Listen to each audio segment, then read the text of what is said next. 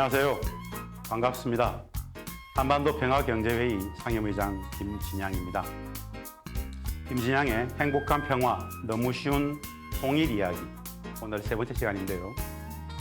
전쟁적 상태를 유지하고 있는 이 휴전체제, 분단체제, 북은 그냥 적입니다. 적, 에너미. 사실은 적이기 때문에 우리 사회의 북에 대한 이미지 거의 천편일률적으로 매우 부정적입니다. 그런데 우리가 분단체제를 평화체제, 평화로 만들어가기 위해서는 적이 아닌 진짜 엄존하는, 실제하는 북에 대한 이해가 필요합니다.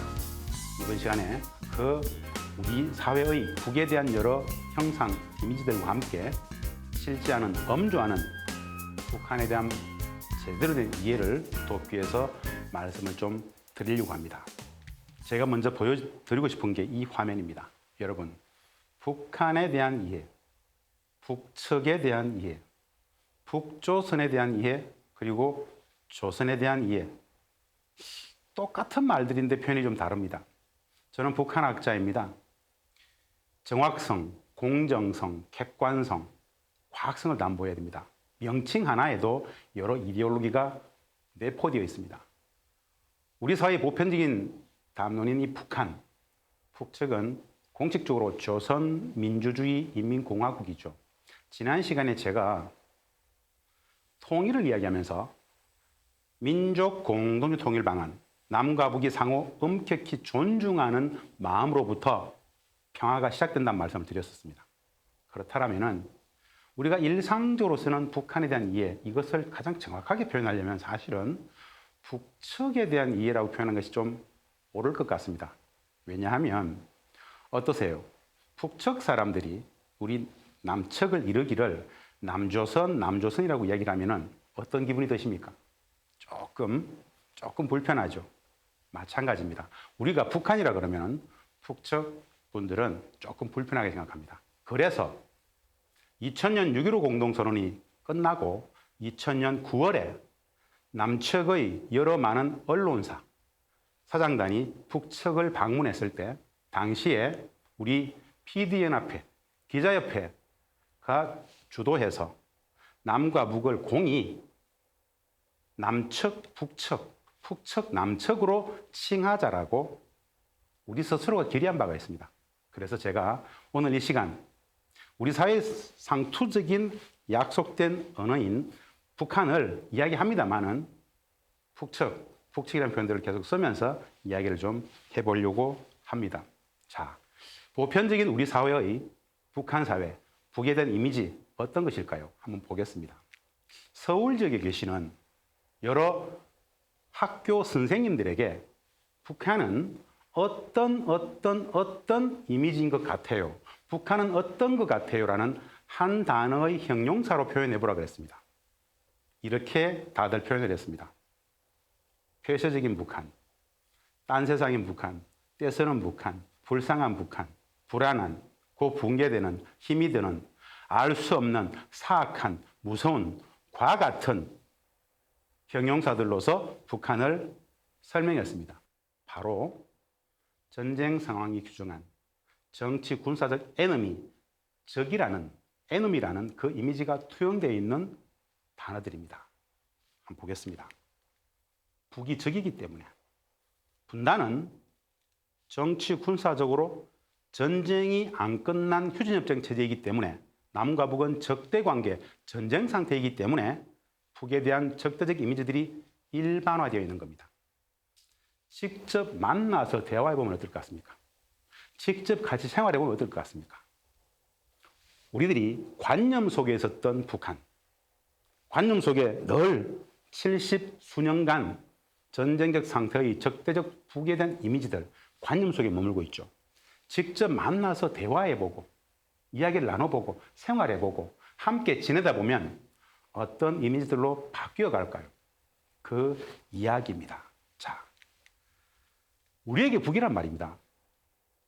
5000년 한 공동체, 한 민족, 한 동포, 한 가족이지만 끝내지 못한 이 전쟁 상황 속에서 에너미, 즉 극복의 대상, 적이라는 이미지가 중첩되어집니다. 우리 헌법 정신에는 평화와 통일이 헌법 정신의 가치이죠. 그 평화와 통일이라는 관점에서 본다면 북은 동포의 형제자매 바로 가족이죠. 그런데 엄존하는 전쟁을 끝내지 못한 이 분단 체제 속에서는 전쟁 상태의 적입니다. 이 중첩된 북에 대한 이미지 어떻게 온전히 과학적으로 제대로 이해할 것인가? 저는 매우 좀 심플하게 이야기하고 싶습니다. 국민 불행의 구조적 근원인 이 전쟁 상태, 그런데 언제까지 우리는 이 분단 체제를 살아야 될까요? 언제까지 우리는 이 끝없는 전쟁적 위기의 악순환에 계속 내몰려야 할까요? 진짜 전쟁 상태를 끝내고 종전 평화협정을 체결하고 남과 북이 화해 협력하고 사랑하고 나누고 서로 왕래하면서 진짜 평화를 만들어야 된다면 북을 적이 아닌 동포로 볼 수 있는 지혜가 필요합니다. 한 가지 관점을 말씀드리고 싶습니다. 전쟁 상태의 분단 체제를 계속 유지할 것인가? 아니면 전쟁을 끝내고 평화가 한반도에 남과 북에 완벽히 구현되는 새로운 평화의 땅, 새로운 평화의 질서를 만들고 싶은가? 전쟁 상태의 분단 체제를 넘어서 평화로 가고자 한다면 적이 아닌 실제 않은 동포, 형제자매, 가족으로서 볼 필요가 있습니다. 왜 적대하고 왜 정오하고 왜 혐오하는가? 다들 잘 아시다시피 적이기 때문에 그렇습니다. 에너미이기 때문에. 북은 왜 적일까요, 그런데? 예, 바로 전쟁 중이기 때문에 적입니다. 매우 심플한 이야기입니다. 평화협정을 체결하지 못했어요. 전 세계에서 유일하게 국제법적으로 전쟁적 상태로 규정되는 땅이 바로 이 한반도입니다. 그렇기 때문에 전쟁 중이기 때문에 남과 북은 적이라는 것이죠. 여기서 근본 질문이었죠. 북이 적이기 때문에 전쟁 중일까요? 아니면 전쟁 중이기 때문에 적일까요? 맞습니다. 전쟁 중이기 때문에 우리는 적입니다. 그러면 매우 단순하지 않습니까? 전쟁 상태, 적대 관계, 전쟁을 끝내면 됩니다. 정상성을 회복하는 것입니다. 전쟁을 끝내면 더 이상 북은 적이 아닙니다. 전쟁을 끝내는 것 자체, 거기에서부터 평화가 비로소 시작이 된다는 이야기입니다. 우리는 그 사례를 이미 겪어봤습니다. 어디에서? 중국입니다. 한국 전쟁의 당사자 중국은 한국 전쟁의 당사자였습니다. 53년 7월 27일 휴전협정, 거기에는 중국도 협정의 당사자였습니다. 그런데 중국과 우리는 1992년 한중 관계 정상화, 한중 수교를 했습니다. 관계 정상화를 했어요. 그렇게 되니까는 우리와 중국은 친구가 되었습니다. 남과 북은 2018년 4.27 판문점 선언에서 올해 안에 종전선언하고 올해 안에 평화협정을 체결하자라고 약속도 했었습니다. 실천되지 못했습니다. 자, 종전평화협정, 이 바로 적대 관계를 끝내고 평화의 시작으로 돌입되는 시간입니다. 그 평화가 국민 행복이기 때문에 북에 대한 이미지, 인식을 과학적으로 할 필요가 있다라고 해서 이 말씀을 드려봅니다. 제가 지난 시간에 이런 말씀 드렸습니다. 분단 권력, 분단 체제 속에서 누가 권력을 잡았는가? 보편적으로 일제의 주구들이 그 권력을 잡았다고 말씀을 드렸습니다. 그들의 과거를 덮기 위해서 북에 대한 일상적, 구조적 적대를 심화시켰습니다. 바로 반공, 반복 이데올로기의 심화, 만연입니다. 이것이 소위 말하는 분단 체제가 유지되어 왔던 가장 핵심적인 비기였습니다. 이 불편한 진실이 분단 체제가 담고 있는 근본적인 모순입니다. 이 분단 체제는 어떻게 유지되는가? 남북의 적대 관계, 전쟁 상태를 계속 유지하는 것입니다. 적대 관계, 전쟁 상태를 계속 유지하려면 어떻게 해야 됩니까? 북에 대한 적대화, 일상적 악마화를 계속 만들어 가야 됩니다. 일상적 비난, 적대, 혐오, 결국 적이라고 만들어 놓고 악마로 간주해 놓고 이런 악마들 무슨 평안이, 통일이니 함께 할 수 있겠어? 극복의 대상이야. 그 70년 적대적 분단 체제 속에서 그 반공, 반복 이데올로기를 만드는 과정 속에서 만들어졌던 대부분의 간첩 사건들은 만들어졌다. 분단 체제가 유지되는 과정 속에서 벌어졌던 어마어마한 비극들입니다. 이 과정 속에서 북은 결국 우리 사회에서 어떻게 됐습니까? 악마가 됐죠. 혐오의 대상이 되었습니다. 재론에 가치 없는 그야말로 어처구니 없는 집단으로 만들었습니다. 자, 이 북을 온전히 제대로 인식하고 평가할 수 있어야 됩니다. 이제 본격적으로 이 북에 대해서 말씀 좀 드려보려고 합니다. 북맹. 북에 대한 무지의 보편화. 문맹. 큰 맹에 대해서는 들어보셨을 겁니다. 글자를 못 읽는 문맹. 컴퓨터를 못하는 큰 맹. 북맹은 말입니다. 다름 아닌 북에 대한 보편적인 무지, 일반적 무지, 총체적 무지를 북맹이라고 이야기합니다. 적대적 분단 체제 속에서 전쟁 상황 속에서 북은 그냥 적입니다. 적일 뿐입니다. 적인 북에 대해서 더 이상 알려고도 알아서도 안 되었던 체제. 북은 구조적 무지와 체제적 왜곡의 대상일 뿐이었습니다. 북은 그냥 적이고 악마면 되는 겁니다. 그래야만 분단 체제가 유지되었다는 겁니다. 제가 원론적 이야기를 좀 드리고 싶습니다. 국민은 국가의 목적입니다. 국민은 정치의 목적이죠. 국민의 목은 절대 가치입니다. 즉, 국가의 목적, 주체는 국민이죠. 그 국민에게는 여하간에 불편한 진실이더라도 제대로 된 정보가 공유되어야 된다고 말씀드렸습니다. 분단 체제는 그것을 부정했습니다. 불편한 진실 많죠. 분단 체제를 유지하기 위해서 사실은 남북관계를 왜곡하고 북에 대해서 오도하고 거짓을 일반화시켰던 사례들은 너무 많습니다. 분단 체제를 유지하기 위해서. 그래서 분단은 거짓과 허구의 무덤이다 라는 얘기들도 합니다. 북맹, 총체적 북한 무지를 뜻한다 그랬습니다. 어떻습니까? 우리가 아는 북한은 어떻습니까? 호시탐탐, 적화, 야욕을 누리는 북한. 그 이미지가 있죠. 어떻습니까? 아주 엄청난 폭압, 억압, 통제 체제로서의 북한. 이런 이미지들. 직접 경험하고 체험해보고 만나보면 어떨까요?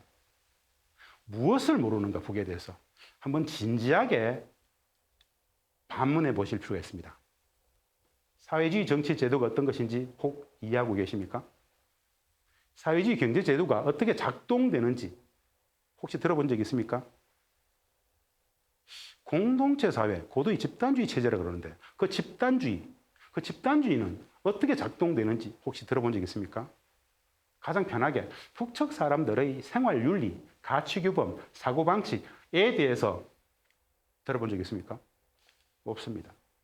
사실 우리는 북에 대해서 아는 게 거의 없습니다. 나쁜 놈들, enemy, 적이라는 것 이외에는 사실은 한꺼풀만 더 떼껴보면 북에 대해서 제대로 아는 게 없습니다. 누가 모를까요? 저는 이렇게 말씀드리고 싶습니다. 분단 체제를 우리는 아주 모범적으로 살았기 때문에 다 모른다. 적대적 분단 체제 속에서 구조적으로 북에 대해서 알 수가 없었습니다. 북에 대해서 제대로 안다는 것 자체가 매우 위험한 행위였습니다. 왜 모를까요? 왜 모르는가? 저는 체제와 구조의 문제라고 봅니다. 전 세계 모든 나라 사람들이 북측의 자료들을, 드라마를, 문학을, 시, 작품들, 간행무들을 쉽게 볼 수 있습니다. 마음먹으면. 우리는 볼 수 없습니다. 유일하게 한 동포인데, 한 형제 자매인데, 한 가족이었는데 우리만 북측의 드라마, 영화, 자료, 신문, 시, 소설, 문학작품 아무것도 못 보게 합니다. 그런 것조차 못 보게 하면서 어떻게 북을 이해한단 말입니까?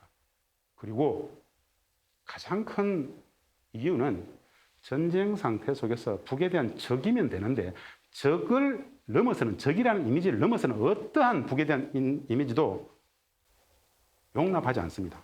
그래서 금기의 영역이었습니다. 그렇게 분단체제는 구조적으로 북을 무지의 대상으로 전락시켰다는 것인데요. 이 이야기들을 한번 찬찬히 풀어보겠습니다. 제가 몇 장의 사진을 가지고 한번 설명을 드려보려고 합니다. 김정은 국무위원장이 김일성 광장에서 북한의 주민들 앞에서 공개적인 대중 연설을 했던 적이 있습니다. 이게 2019년 2, 3년 전의 모습인데요.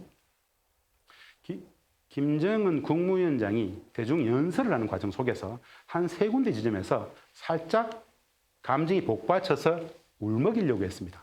울진 않았어요. 그런데 그 모습을 바라보고 있던 북한의 주민들, 북측의 주민들은 스스로들 함께 감정이 동화되어서 울었습니다. 이 북한 주민들의 우는 모습인데요. 함께 주민들이 울먹이는 감정이 복받친 김정은 국무위원장의 그 감정에 입이 돼가지고 함께 울게 됩니다. 군인들도 울고 있죠. 함께 울고 있습니다.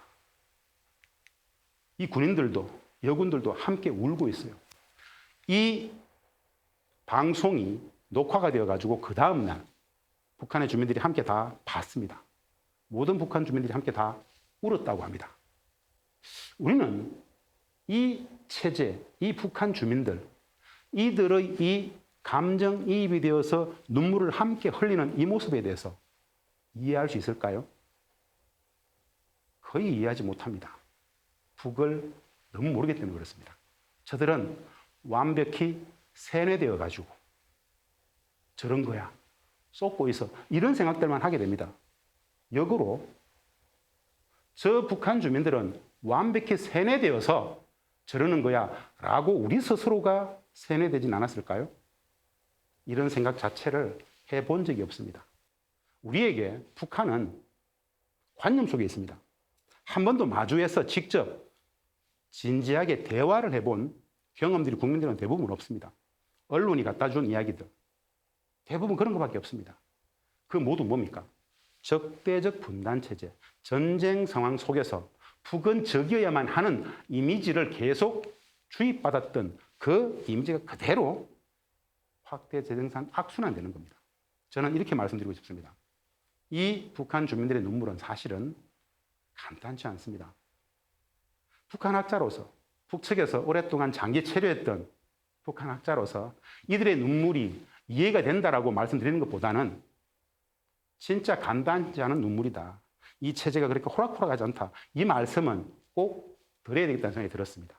저는 개인적으로는 이들의 눈물이 사실은 이해할 수 있습니다. 알 수 있습니다. 그러나 적대적 분단체제 속에서 우리 사회가 북측을 엄청나게 폄훼하고 혐오하고 낮추어보는 왜곡된 이미지 속에서 북의 이런 모습들은 우리들의 보편적 인식 속에서는 절대 이해할 수 없는 영역입니다. 그만큼 우리가 북을 모른다는 뜻입니다. 자, 또 한 번 이야기를 해보겠습니다. 2021년 1월 노동당 8차 당대회가 있었습니다. 어떻습니까? 우리는 북한은 김정은 1인 독재 체제라고 늘 이야기를 들었습니다. 제가 좀 더 정확하게 말씀드려보겠습니다. 북한을 김정은 1인 독재 체제라고 이야기하기보다는 조선 노동당 일당 독재 체제라고 설명하는 것이 더욱더 적실성이 높다라는 말씀을 드리고 싶은 겁니다. 중국 공산당, 중국을 시진핑 1인 독재 체제라고 이야기하지 않습니다. 중국 공산당 일당 독재 체제라 그러죠. 마찬가지로 북도 조선 노동당 일당 독재 체제입니다. 자, 당대회를 보통 5년에 한 번씩 하는데요. 이 수천 명의 사람들이 3박 4일, 4박 5일씩 회의를 합니다. 1인 독재 체제이면 무슨 그런 회의가 필요합니까? 사실은 매우 간단치 않습니다. 2,500만 북한 주민 중에 약 400만, 500만의 조선노동당 당원들이 있습니다. 전 사회 체계 속에서 아주 촘촘하게 거물망처럼 노동당 당원들이 자기 역할들을 합니다. 이 회의들은 간단한 회의들이 아닙니다. 이런 회의를 한번 하기 위해서 몇 달을 준비합니다. 수많은 토론들을 합니다. 북측만큼이나 단위에서 어마어마한 회의가 많은 체제도 없을 거예요. 1인 독재 체제이면. 그런 것들 필요 없죠. 근데 진짜 사회적 생산성이 떨어질 만큼 저희들이 봤을 때는 회의 체계가 엄청나게 촘촘하게 많더라는 이야기입니다. 다른 이야기는요. 이렇게 어마어마한 회의를 몇 날 며칠에 걸쳐서 국가 전략을 짜고 방침을 짜고 기조를 짜고 정책을 수립해서 이 정책들이 어떻게 집행이 되는가? 이런 결론이 나게 되면 말입니다. 예를 들어서 당대회를 했다. 그 당대회의 결정 사항들을 전 주민들이 함께, 전 인민들이 함께 관철하기 위해서 당대회 결정 관철을 위한 평양시민연합대회처럼 전국에 걸쳐서 몇 날 며칠에 걸쳐서 학습하고 결의하고 집단적 공부하고 이런 시스템입니다. 이런 연합대회 이후에 모든 부문, 조직, 기관, 단위들은 그 당대회의 정책 결정 사항, 전략적 기조, 부문의 모든 사업 기조들을 거의 다 외우다시피 합니다. 그것들을 자기 단위에서 어떻게 실천할 것인가를 다 토론합니다. 이것이 2,500만의 북측의 집단주의 체제가 실현되는 과정입니다. 한마디로 매우 간단치 않습니다. 아주 허투루, 허접하게 볼 수 있는 체제가 아니다라는 것이죠. 우리는 이런 북한에 대해서 단 한 번도 들어보지 못했습니다. 아는 만큼 보이는데 전혀 거기에 대한 기본 인식 자체가 없었죠. 누구도 가르쳐주지 않았습니다. 아주 찌질한 루즈, 혐오, 폄훼, 낮춰봤던 북측 체제가 그냥 간단치 않은 체제다. 2,500만의 북한 주민들이 매우 고도화된 체제 작동의 메커니즘 속에서 돌아가는구나 라는 인식을 할 필요가 있다는 것이죠. 다음 보겠습니다. 북측 사회, 북한을 이해할 수 있는 세 가지 키워드를 제가 그냥 한번 소개해 드리려고 합니다. 사회주의 정치 경제 제도를 갖고 있습니다. 사회주의 정치 경제 제도. 우리 자본주의 정치, 자본주의 경제와는 다릅니다. 사회 작동의 운영 원리가 달라요. 우리는 개인주의 사회죠. 북측은 고도의 집단주의 공동체 사회입니다. 한마디로 이 설명이 이해가 될지 모르겠는데요. 사회 공동체의 가치와 개인적 가치를 동일시 여깁니다. 거의 동일시 여겨버립니다. 우리는 개인적 가치와 공동체의 가치가 다를 수 있습니다. 그것이 우리 사회의 당연한 상식이죠. 북측 사회에서는, 북측 사회주의 체제에서는 개인적 가치라는 것은 공동체의 가치와 거의 동일시됩니다. 이런 것들이 가치 규범이 다르다는 겁니다. 여기서 윤리와 도덕이 달라지는 겁니다. 그리고 경제는 어떻습니까? 자본주의 경제는 돈 중심적 경제죠. 수요 공급, 이윤 창출, 돈을 위해서 경제가 작동되어집니다. 모든 행위는 돈 중심으로 이루어집니다. 사회주의 경제는 이윤 창출이라든가 돈 중심의 경제가 전혀 아닙니다. 사회주의 경제는 노동을 사고 파는 게 아닙니다. 자본주의 경제는 사람의 노동은 뭡니까? 임금과 가치 교환되는 개념으로서의 돈이죠. 사회주의 경제에 있어서는 고전적으로 사람의 노동은 돈이 아닙니다. 사고 팔 수 없습니다. 그래서 고용과 피고용의 개념이 존재하지 않습니다. 자본주의 경제의 모든 기업, 영업소, 돈을 벌기 위해서 작동합니다. 부가가치를 창출하기 위해서 일을 하죠. 사회주의 기업들은 부가가치를 창출하지 않습니다. 이윤을 추구하지 않습니다. 이런 기본 경제의 작동 논리가 좀 다르다라는 것, 다름일 뿐입니다. 마찬가지죠. 우리는 개인 생활합니다. 개인이 돈을 벌어서 내가 알아서 먹고 삽니다. 북측은 집단 배급과 국가 공급이 주류를 이룹니다. 경제의 작동 논리가 좀 다르더라는 겁니다. 사회주의 경제의 원리, 집단주의 공동체 원리. 북측은 이런 이야기를 합니다. 단 한 명도 자기가 속한 조직이 없는 사람이 없다라고 얘기를 합니다. 소년단, 청년동맹, 직맹, 농건맹, 여맹, 내지는 노동당 당원까지 단 한 명도 예의가 없습니다. 누구나 다 조직 생활을 한다는 이야기를 합니다. 이 조직적 생활과 다르게 그들의 공동체, 정치, 사회적 운영 원리로서 집단주의에 대한 이해가 좀 필요합니다. 가장 중요한 건 아까 말씀드렸죠. 개인주의가 아닌 공동체의 가치를 추구하는 개인주의입니다. 공동체 안의 개인입니다. 이 공동체의 가치와 개인의 가치를 동일시 여긴다는 것인데요. 이 공동체의 운영 원리에 대해서 굉장히 모범적으로, 헌신적으로, 이타적으로 복무합니다. 이게 바로 북측을 이해할 수 있는 두 번째 키워드, 집단주의 공동체 정신이라는 겁니다. 세 번째 키워드, 전쟁 상태라는 것. 북측 사회의 비정상성들을 이해할 때 꼭 우리가 알고 있어야 되는 겁니다. 전쟁 상황, 즉 북은 70여 년 동안 미국과의 전쟁 상태를 못 끝낸 전쟁 상태라는 겁니다. 온전한 완벽한 평화를 이루지 못했어요. 우리 또한 마찬가지죠. 휴전협정 체제, 한반도는 국제법적으로 전쟁 중이다. 근데 북측의 상대는 휴전협정의 조인 주체가 북한, 미국, 중국이다시피 북에게 전쟁의 상대방은 바로 미국입니다. 이 미국과 전쟁을 지금 못 끝내고 있습니다. 질문 한번 드려보겠습니다, 여러분. 북한은 미국과의 전쟁 상태를 계속 유지하고 싶어 할까요? 끝내고 싶어 할까요? 본질적인 질문이 될 수도 있습니다. 적대적 분단 체제 속에서는 이런 질문 자체를 용납하지 않죠. 호전적인, 호시탐탐 적화 야익을 노리는 북한이 엄청난 전쟁의 주체처럼 실질적인 전쟁 상태를 유지하려는 세력처럼 이야기를 합니다만은 전쟁이 국가의 전략적 목표인 나라는 없습니다. 당연하지 않겠습니까? 전쟁이 국가의 전략인 나라는 없어요. 그것도 미국과의 전쟁 상태를 계속 유지하고자 하는 나라는 없습니다. 그래서 2018년 4.27 판문점 선언에서 문재인 대통령과 김정은 국무위원장은 올해 안에 종전선언하고 올해 안에 평화협정을 체결하자라고 약속까지 했지 않습니까? 불편한 진실을 마주해야 되죠. 분단 체제의 본질이 뭡니까? 전쟁 상태 유지죠.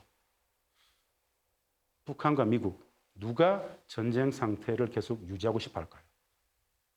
전쟁을 끝내는 것 자체가 평화의 시작인데 분단 체제 유지의 전쟁 상태 유지, 분단을 끝내고 전쟁 상태를 끝내고 평화를 필두로 해서 미래의 통일로 나아가고자 하는 이 충돌입니다. 사실은. 이 단순한 이야기들을 우리는 적대적 분단 체제 속에서 속 시원하게 공공연히 말할 수 없었던 체제, 바로 분단 체제죠. 우리 스스로가 모두 다 검열합니다. 다들 아시지 않습니까? 분단 체제가 어마어마한 비정상성을 매입하고 있다는 것. 여하간에 북측을 이해할 수 있는 세 가지 키워드로 제가 사회주의, 정치, 경제 제도를 이야기했습니다. 두 번째, 공동체주의, 즉 집단주의 체제, 사회 운영의 원리입니다. 가치입니다. 가치. 세 번째가 전쟁적 상태에 내몰려 있더라. 북측은 국가 전략을 짤 때 가장 먼저 고려하는 게 전쟁 상황 속에서 미국으로부터 어떤 군사적 공격을 받을 수 있는지를 가장 먼저 국가 전략을 짤 때 고민합니다. 왜? 전쟁이 안 끝났기 때문에. 그래서 북측은 오랫동안 미국에게 종전평화협정, 관계 정상화, 적대 관계를 끝내자라고 계속 요구했던 겁니다. 미국은 그럴 마음이 별로 없다라는 것이죠. 이게 바로 분단 체제의 유지가 되는 기제들입니다. 자, 사회주의, 정치, 경제, 집단주의, 전쟁 상황 이 세 가지 키워드로서 북을 이해할 수 있다라고 말씀드리면서 말씀을 드렸습니다. 다음 한번 보겠습니다. 우리 사회의 북에 대한 인식 유형입니다. 한번 제가 이렇게 나누어 봤어요. 우리 사회가 북을 어떻게 바라보는지를 한번 이렇게 좀 구획을 해봤는데요. 1번, 가장 큰 관점이죠. 적대적 관점. 북은 그냥 적이죠. 정치 군사적으로 에너미, 적일 뿐입니다. 그래서 선과 악, 흑백, 맞고 틀림, 흡수와 극복, 표매 비난, 증오, 혐오의 대상입니다. 적이라는 것이죠. 이 이미지가 가장 큽니다. 정치 군사적으로 적이기 때문에. 두 번째, 대립적 관점이죠. 북은 우리가 아닙니다. 나는 즉 타자죠. 타자. 객체입니다. 대립적 타자입니다. 우리로 이야기하지 않습니다. 분단체제, 전쟁적 상황의 분단체제 속에서는 타자이지만 헌법 정신인 평화와 통일을 진짜 이야기하려면 나는 우리가 돼야 됩니다. 세 번째, 그 타자에 대해서 비교적 관점으로서 모든 것을 비교합니다. 맹목적 비교의 대상이죠. 하다못해 체제와 제도, 경제 엄청난 것들 다 비교합니다만은 어떤 것까지 비교합니까? 백두산과 한라산 높이까지 비교하지 않습니까? 이런 맹목적 비교는 뭐죠? 타자로 본다는 것이죠. 이 모든 비교의 준것을 가장 많은 게 경제적 관점입니다. 한마디로 뭐죠? 잘 사나? GNP, GDP 이런 개념으로서 잘 사나? 결국 폄훼의 대상으로 낙인 찍기 위해서 이런 것들이 동원되집니다. 그 많은 비교의 관점에 동원되지는 기준들은 누구의 기준입니까? 체제와 제도가 다르죠. 그 제도의 다름에 대해서는 별로 이야기가 안 되는데 그냥 우리 기준의 관점, 우리 기준의 관점을 가지고 비교하고 비난하고 터부시해버리죠. 이게 바로 적대적 분단 체제가 동원하는 여러 다양한 북에 대한 이미지들입니다. 결국 또 이런 것도 있습니다. 일반화의 오류. 북한 이탈 주민들, 탈북자분들이 자신의 고유한 경험을 일반화시키는 일반의 오류까지 다양한 인식, 태도, 유형들이 있더라는 겁니다. 사실 이렇게 디테일하게 구획을 지어가지고 북을 설명할 것까지는 없지만은 적대적 분단 체제에 동원되어지는 북에 대한 적대적 혐오, 이미지로서 이런 도구들이 동원되어지더라라는 관점에서 말씀을 드려봤습니다. 그런데 제가 지금 말씀드리고 싶은 것은 이 6가지 관점과 전혀 다르지만 아주 도드라진 엄청난 관점 인식이 하나 있습니다. 뭐냐? 바로 무관심입니다. 이제 북은 우리에게 관심의 대상이 아니다라고 이야기하는 분들이 많아졌습니다. 70여 년 적대적 분단 체제, 혐오가 심해지면 무관심의 영역으로 떨어집니다. 통일 문제, 분단 문제, 평화의 문제가 그만큼 터부시되고 있다는 것인데요. 온전한 통일 교육의 부재. 단 한 번도 평화니 분단이니 통일이니 제대로 가르치지 못했던 결과로서 무관심이 이제는 굉장히 크게 됐습니다. 평화가 국민 행복의 기본 미천이고 남과 북이 화해에 협력하는 것이 우리가 행복해지는 무궁번영하는 국민 행복이 바로 미래다라는 것들을 우리 국민들이 안다라면은 무관심하지 않겠죠. 바로 평화, 통일 교육이 활성화되어야 될 지점이다라고 말씀을 드리면서 이렇게 한번 설명을 드려봅니다. 자, 제가 몇 가지 소개를 해보겠습니다. 북에 대한 총체적 무지, 이 북맹, 총체적 북맹 이 무지의 동학이 어떻게 작동되어지는지. 첫 번째, 우리가 아는 북한은 이런 북한이었습니다. 지금 보이죠? 화면에. 대립적, 적대적 북한인식만 있고 온전한 평화적 북한인식은 없다라는 것이죠. 폭압과 감시, 부도덕한 정권, 식량난, 경제난, 이 어마어마한 네거티브한 부정적 이미지들. 한마디로 상종 못할 나쁜 북한이라는 이미지입니다. 이게 전쟁 상태 속에서 규정되어지는 적으로서 이미지들인데요. 우리가 아는 북한은 이렇습니다. 직접 대화해보고 상대해보고 만나보면 다를 수 있습니다. 매우 간단치 않은 문제입니다. 이것은 적대적 분단 체제가 강요했던 이미지입니다. 만나보면 전혀 다른 북을 만날 수 있습니다. 우리는 14년간 개성공단에서 남과 북이 함께 살아봤습니다. 그 하나하나 우리들의 상식 속에 있는 이 적대적 북한 이미지와는 전혀 다른 새로운 사실은 매우 감동적인 눈물 나는 진솔한 북측 사회, 북측 사람들, 그 사람들을 만날 수 있습니다. 북측의 국가 목표는 전쟁이 아니다라고 제가 말씀드릴 수 있습니다. 북측의 국가 목표는 말입니다. 사회주의 강국 건설입니다. 한때는 사회주의 강성대국 건설이라고 그랬죠. 지금은 국가 전략적 목표로서 사회주의 강국 건설을 이야기합니다. 전쟁이 국가 전략의 나라는 없다 그랬죠. 체제적 기제로서 사상의 주체, 정치의 자주, 경제의 자립, 군사적 자위, 이런 것들 바탕으로 사회주의 강국을 건설하겠다라는 것. 이것이 국가 목표입니다. 이 사회주의 강국 건설을 위해서는 북측은 반드시 해야 되는 게 있습니다. 전쟁 상태를 끝내야 된다는 것, 미국과. 적대 관계를 끝내야 된다는 것, 미국과.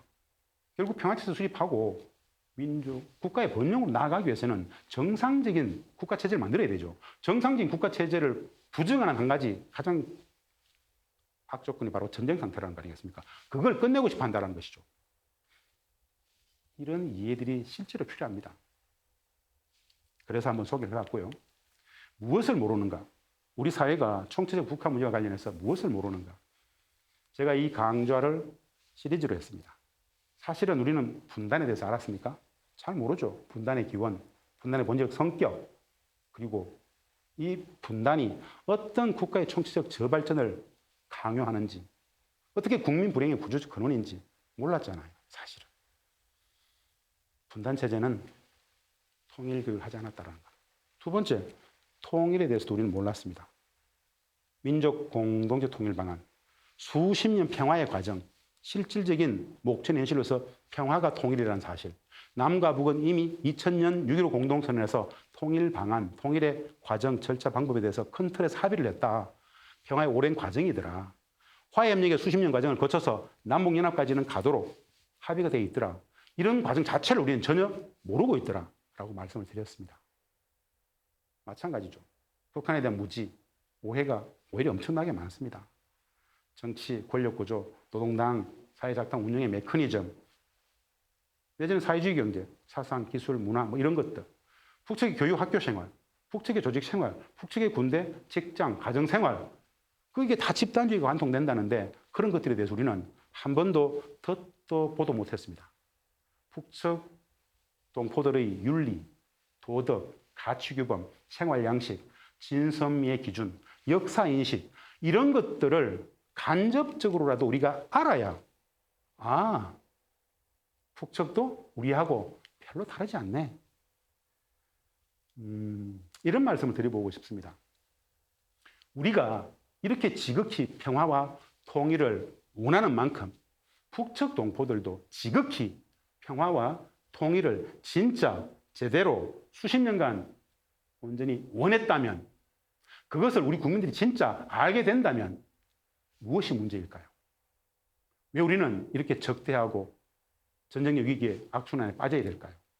그것을 확인하게 된다면 북측도 우리와 다름없이 평화와 통일을 진짜 원하더라라는 그 사실을 알게 된다면 분단체제는 유지되기가 힘들 것입니다. 그런데 분단체제는 그런 사실관계들을 막아야 됩니다. 이게 바로 분단체제의 본질일 수 있습니다. 북한에 대한 무지, 오해, 이것이 분단체제가 유지되는 비기더라. 그래서 분단체제는 일상적으로 북을 왜곡하고 오도하고 비난하고 적대 혐오한다 그랬죠. 분단체제 심화의 기제들입니다. 자, 누가 모르는가? 슬픈 이야기입니다. 전문가, 학자, 석학, 종교의 지도자들은 다 합니까? 똑같이 분단체제 살아갑니다.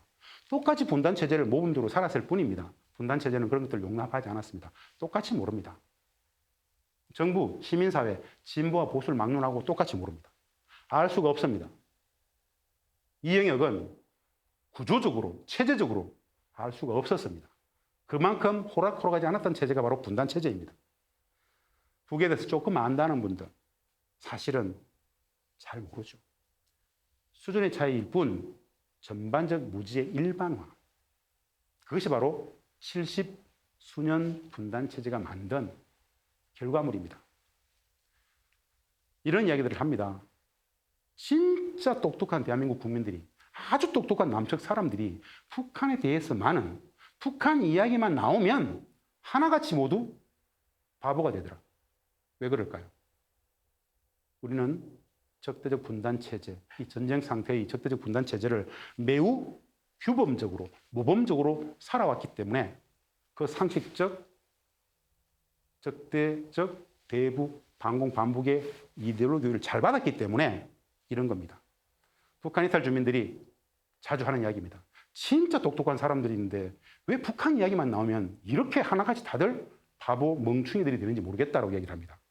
그런 이야기를 들을 때 가끔씩 분단체제가 여러 다양한 거짓, 왜곡, 오도들을 양산했구나라는 이야기를 들을 수 있다는 것이죠.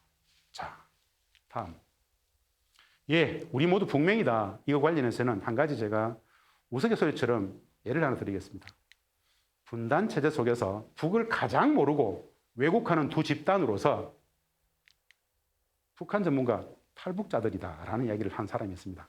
바로 미국의 조지아 대학의 박한식 교수님이신데요.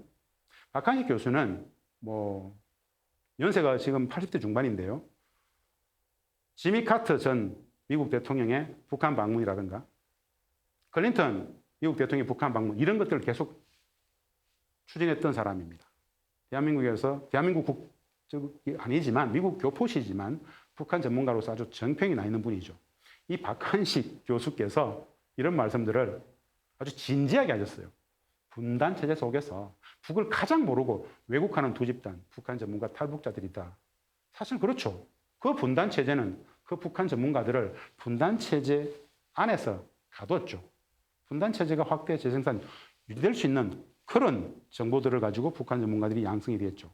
그런 측면에서 본다라면 매우 비극적인 이야기입니다. 적대적 분단 체제, 반공 반북의 체제를 우리는 규범적으로 모범대로 살았기 때문에 왜곡 보도될 수밖에 없었다는 것입니다. 자, 분단 언론은 어떻습니까? 분단 체제의 분단 언론의 북에 대한 거짓의 일상화, 이건 참 너무 많은 사례들이 있습니다. 참 많은 사례가 있습니다. 그 하나하나를 다 설명한다는 자체가 의미가 없을 정도로 아주 단적인 이야기 한 가지만 하겠습니다. 북한 관련 보도, 언론은 없다. 즉, 언론이 뭡니까? 사실관계에 대한 정확성, 공정성, 객관성, 시의성, 공익성을 담보하는 사회적 공기입니다. 그런데 분단체제의 분단 언론은 정확성, 공정성, 객관성 이런 것들 그냥 분단체제 복무하면 됩니다. 북은 나쁜 놈들, 적이라는 이미지만 계속 만들면 되죠. 그래서 북한 관련 보도에 있어서는 정확성, 공정성이 담보될 수가 없습니다. 오히려 자기적인 허구적 소설들이 난무하게 되는 영역이 바로 이 영역입니다. 왜? 팩트체크가 전혀 되지 않기 때문에 그렇습니다. 마음껏 세련되게 비난만 하면 됩니다. 마음껏 비난해도 아무런 책임을 지지 않아도 됩니다. 정정보도 안 해도 됩니다. 북은 어차피 적이기 때문에. 한 가지 사례를 들어보겠습니다. 우리 국민들이 대부분 잘 아시는 현송월 관련된 기사였습니다. 2013년 8월 29일 날 조선일보는 이런 제목으로 보도를 했습니다. 김정은 연인 현송월 등 예술인 10여 명 음란물 제작 혐의로 20일 공개 총살, 이 제목으로 보도를 했습니다. 내용은 예술단원의 사형수 가족들이 지켜보는 데서 기관총으로 진행됐다. 사형수 가족들은 모두 정치범 수용. 이 뉴스가 나오자마자 약 2달 정도 후속 관련 기사들이 수백 건 각종 종편과 언론에 계속 확대 재생산되었습니다. 내용은 똑같습니다. 김정은 전 여친 등 10여 명 포르노 제작 공개 총살, 김정은 애인 현송월 음란물 제작 처형, 가족들 정치범 수용생, 수백 건의 후속 기사들이 2-3달 동안 계속 나왔습니다. 그런데 이게 2013년 8월 29일이었습니다. 몇 달 있다가 그해 12월에 국정원이 확인 보도했다고 얘기했습니다. 팩트화, 왜곡의 완성이었어요. 문화일보가 2013년 12월에 여권의 고위 관계자에 따르면 국정원은 현송월을 포함한 예술인 10여 명 8월 기관총으로 공개 채용됐다는 사실을 확인했다라고 또 보도를 했어요. 또 관련 보도는 엄청나게 많이 나왔습니다. 그런데 말입니다. 몇 해 있다가 딱 1년 6개월 만에 현송월 단장이 2015년 5월 조선중앙TV에 등장했습니다. 나와서 노래도 하고 공연을 했어요. 몇 달 동안 죽었다고 공개 채용됐다고 했던 그 사람이 등장한 거예요. 그러니까 며칠 후에 조선일보가 이렇게 썼습니다. 총살됐다던 김정은 애인 현송월 군복 차림 등장. 각종 종편들은 이렇게 썼습니다. 처형됐다던 김정은 전 애인 현송월 살아있어. 김정은의 힘 과시, 이렇게 썼어요. 이런 사례들은 너무 많습니다. 최근에도 있었습니다. 최근 2, 3주 전에 유튜브 같은 데 막 가보면은 김여정이 소위 말하는 코로나 팬데믹, 코로나에 걸려가지고 사망했고 그것 때문에 북측의 군부가 엄청난 비상사태가 걸렸다라는 아주 해괴망측한 이런 내용들이 온 유튜브에 떠돌아다녔습니다. 시시때때로 김정은 국무위원장 사망설부터 한 달, 2달 안 보이면 사망설이 계속 나옵니다. 이런 것들은 일상적으로 어떤 것들입니까? 북에 대한 혐오, 네거티브한 이미지들을 계속 은연중에 쌓아가는 겁니다. 그 밑에 있는 전혜영, 군부장성, 각종 처형설, 숙청설은 어떻습니까? 전혜영은 혹시 아십니까? 반갑습니다 라는 노래 있죠. 그거를 주로 많이 불렀던 가수입니다. 이런 모든 기사들이 뭡니까? 아니면 말고 이런 기사들이 나올 때마다 이 기사들을 받아들이게 되는 우리 국민들은 아주 찌질한, 웃기는, 말도 안 되는 상종 못할 북이라는 이미지로서 계속 부정적인 생각을 가지게 될 겁니다. 이것이 바로 분단체제가 유지되는 비기입니다. 저런 말도 안 되는 악마들하고 저런 인간 같지도 않은 것들하고 무슨 평화니 무슨 통일이니 저런 것들은 다 그냥 극복해야 돼. 이 이미지를 계속 심어준다는 겁니다. 그게 72년 체제였습니다. 72년 수많은 시간 동안에 축적된 이미지, 인식들이 결국 비정상적인 우리들의 무지로 나타나게 됩니다. 유일한 선은 알미요. 유일한 악은 무지라 그랬습니다. 무지를 넘어서 왜곡, 오도가 일반화되는 과정 속에서 잘못된 인식이, 잘못된 여론, 잘못된 정책으로 나아가게 되죠. 분단체제가 유지되는 상황들인데요.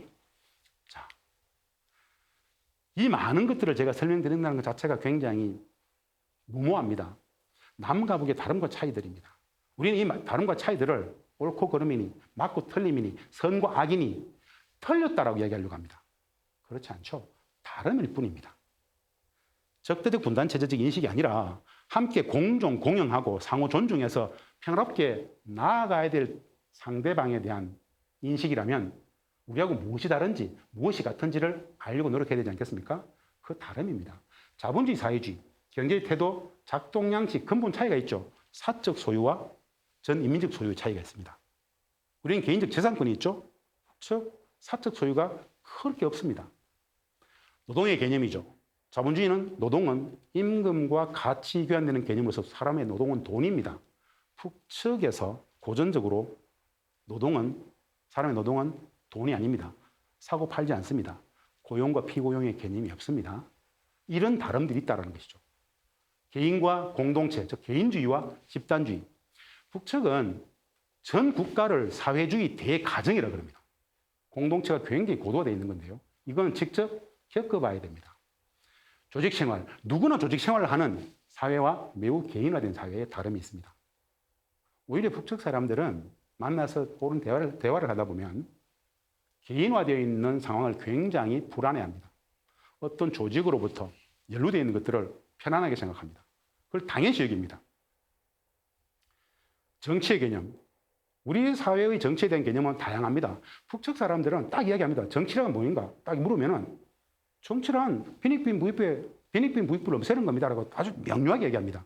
아, 저렇게 심플하게 정리하는구나. 물질과 정신, 사람 관계 마찬가지입니다. 사람과 사람, 사업적 계약 관계가 전혀 없습니다. 보편적인 평등한 주체들로만 존재한다는 것이죠. 이런 것들은 다름입니다. 그런데 대부분 고개가 끄덕여지는 다름일 수 있더라는 겁니다.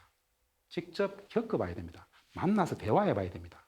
그냥 관념 속에서 우리하고 다른 부분들에 대해서 불편해하면서 틀렸다라고 이야기하는 순간 우리 기준에 일방적 기준이 됩니다. 그러면 북도 우리 보고 틀리다고 할 겁니다. 평화가 상호 존중, 상호 존중의 정신, 상호 인정의 태도로부터 시작된다라면 그 다름을 다름으로 봐줄 수 있는, 차이를 차이로 봐줄 수 있는 인식이 필요하다는 생각에서 말씀을 드렸습니다. 자유의 개념 어떻습니까? 자유의 개념. 사실은 개인적 자유, 공동체 안에서의 자유, 사상 속에서의 자유 조금 다를 수 있습니다.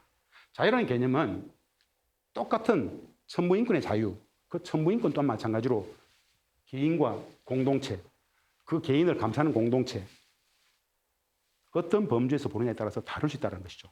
직업과 일, 주치와 자주, 비판과 비난, 선과 민주주의, 이 다양한 지점들에서 다름이 존재하더라는 것입니다. 그런데 그 다름이라는 게 상대방을, 다름을 터부시하고 부정하는 그런 다름이 아닙니다. 공존 가능한 다름입니다.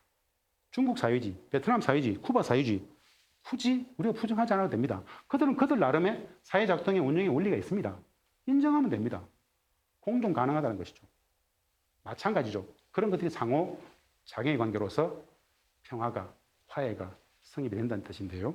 자, 저는 이 모든 것들을 틀림이 아닌 다름으로 봅니다. 체제, 사회 작동의 원리, 가치관과 규범, 경제구조, 사회 운영의 원리, 문화, 관습 마찬가지죠. 사람 관계도 마찬가지입니다. 진선미의 기준도 마찬가지입니다. 기호도 마찬가지잖아요. 거기에 틀림은 없습니다. 굉장히 다양한 다름과 차이가 있습니다. 그 다름과 차이를 틀림으로 차별하지 않으면, 손가락질하지 않으면 우리는 충분히 평화롭게 공존 공영할 수 있다는 겁니다. 그게 지혜입니다. 아는 만큼 보인다 그랬죠. 다름으로 보지 않고 틀림으로 보지 않으면 된다는 건데요. 자, 제가 이 사진을 다시 한번 소개해 드립니다. 여러 다양한 손들이 있습니다. 틀린 손이 있습니까? 다른 손들입니다. 함께 마주잡은 아름다운 손들. 이런 인식들이 필요합니다. 왜? 우리가 존중받기 위해서 존중하는 것입니다. 다름을 다양성 존중의 관점에서 보면 됩니다. 그런데 만나보니까 어땠다 그랬습니까? 5천년 한민족 살았다는 게 바로 이런 거였구나. 너무 많은 것들이 같더라는 겁니다. 그런 의미에서 북에 대해서 진지하게 한번 제대로 볼 필요가 있는데요. 제가 어느 자료를 보다가 이 글을 봤습니다. 한번 찬찬히 읽어드리려고 합니다. 오래전에 나왔던 아주 젊은 청년이 쓴 글인데요. 한번 잔잔히 읽어드리겠습니다. 보세요. 편지 한 통, 장재희. 언젠가 저 멀리 이 땅 그 누구도 함부로 넘어갈 수 없는 곳 38선 넘어 편지 한 통 보낸 적이 있습니다. 잘 지내냐라는 안부 인사 말고 그곳은 어떤 땅인가를 끊임없이 의심하며 이곳에서 살기 힘들다는 투정 어린 내용만 담아 보낸 내 편지는 돌이켜보니 아마 저쪽 북녘 땅 말고 제 가슴에 남아 부끄러움이 되었나 봅니다. 부끄러움은 기원의 오만입니다. 부끄러움의 기원은 오만입니다. 내가 더 잘났다는 오만방자한 한 사회의 삶에 대한 무지의 발로 부끄러움은 무관심이었습니다. 무관심이 야기한 무지, 그리고 어느덧 내 머리 아닌 남의 머리 하나 달고 당당한 척 오만하게 삿대질하는 빈약한 자. 아마 그 마음은 숨길 수 없는 내 옹졸함, 그리고 이 땅 한반도 남쪽의 빈약한 자화상이었습니다. 그 편지는 아마 저 멀리 가닿지 못하고 분명 발송되어 내 마음 한켠을 지그시 누르고 있었던 게 분명합니다. 오늘은 그러니까 다시 써야 합니다. 오해 없는 평화의 편지 한 통. 진짜 통일을 향한 편지 한 통 말입니다. 오늘 나는 저 멀리, 아니 내 마음속 38선 넘어 편지 한 통 보내려 합니다. 저 멀리 북도, 여기 남쪽 이 땅도 아닌 바로 내 부끄러운 자화상에게 보내는 편지 한 통 말입니다. 공감이 되시는지요? 70수년 적대적 분단 체제는 우리의 마음에 이런 부끄러운 자화상들을 만들었습니다. 저는 이런 결론을 좀 드리고 싶습니다. 북한에 대한 과학적 인식, 실체적 인식은 인류가 천동설에서 지동설을 발견한 것만큼이나 충격적입니다. 진심으로 드리는 말씀입니다. 분단이 가린 실체와 진실은 북한뿐이지 않습니다. 분단은 윤리도, 도덕도, 진리도, 역사도, 양심도 가렸습니다. 북한에 대한 바른 인식, 과학적 인식은 모든 것을 제자리로 갖다 놓게 될 것입니다. 우리 사회, 이 공동체의 온전한 발전과 국민의 행복은 바로 비로소 그곳에서 시작된다. 북을 알면 평화가 보인다. 북을 알면 진짜 통일이 시작된다라는 말씀을 드리고 싶습니다. 참고 자료이고요. 이 마지막 경구를 통해서 인사드리려고 합니다. 분단도, 통일도, 북도. 유일한 선은 알미요, 유일한 악은 무지다. 저는 늘 거꾸로 읽는다 그랬죠. 무지가 악이 될 수 있다. 이 공동체의 삶의 근간, 평화의 문제, 분단 극복의 문제, 북, 통일, 이것은 국민 행복의 깊은 바탕입니다. 반드시 알아야만 됩니다. 무지가 악이 될 수 있습니다. 꼭 아셨으면 좋겠습니다. 다음 시간에는 바로 이어서 이런 이론적인 북에 대한 이야기가 아니라 사진으로 보는 북한 사회의 경제적 변화들, 사회적 변화들을 다양한 사진을 통해서 일상생활들을 들여다볼 수 있도록 하겠습니다. 오늘 모두 고맙습니다. 경청해 주셔서 감사합니다.